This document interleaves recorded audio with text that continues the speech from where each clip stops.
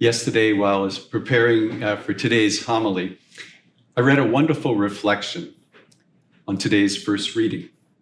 It was written by a retired woman by the name of Eileen Worth. For years, she was a journalist and then later would teach at Creighton University in Nebraska. Now she's retired, but as she says, not without a purpose in her life. She began a reflection with the verse, "But Moses said to God, 'Who am I that I should go to Pharaoh and lead the children of Israel out of Egypt?' God answered, 'I will be with you.'" Mrs. Worth goes on to say that God has a job for each one of us, and he will help us to do it.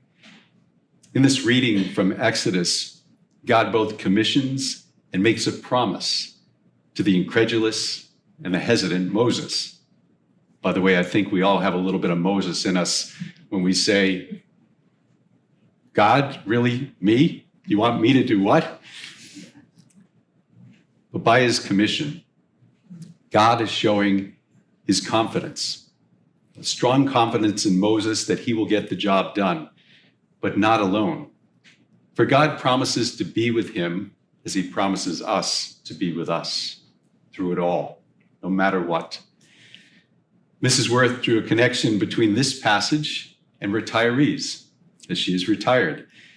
First, she says that being retired allows a person to make choices and to do things they could never do when raising children and or working outside of the home. She also points out that when you reach a certain stage of life, it may seem that God has run out of assignments for you, but she says that's not the case. And she said, "I'm pretty sure it doesn't include spending my time binge watching Friends and other reruns." Her experience, and I'm sure one that you can relate to, is that it feels good when we look back on our day and realize that we've done something for someone else. But to do this, we need to listen to God. He's the one that gives us these assignments. When we do this, we have to understand that God's going to call us in different ways, and perhaps to things that we don't think we're quite up to. And there are all sorts of ways he can get through to us, including, as Mrs. Worth points out, don't forget to read your parish bulletin. There's all sorts of needs in there, but he'll ask you in a myriad of ways. Mrs. Worth encourages us to take a chance, to trust God. And she talked about two experiences that she had that I thought were really poignant. The first was she was working at a food pantry where, understandably, she's helping get food ready for people who are hungry. But also among the people who were volunteering were people that she met who were dealing with drug addictions and alcohol addictions. And she heard their stories about striving to be clean and sober. And she was inspired by their trust in God and their really putting forth a great foot forward. She counted her blessings when she heard that and prayed for them. She also mentioned that at times God assigns us to help people that we've known for years, like a friend that she has who now has dementia.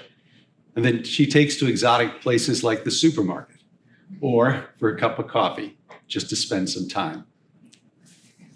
I think in those two examples, we see the ordinary ways that God calls us to serve.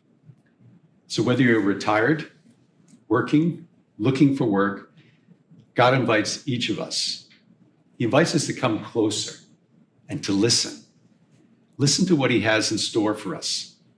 Like Moses, we're probably going to be a little hesitant with some things, but this is when we need to remember God's words. I will be with you. I will be with you is what the Lord says to every single one of us in every day.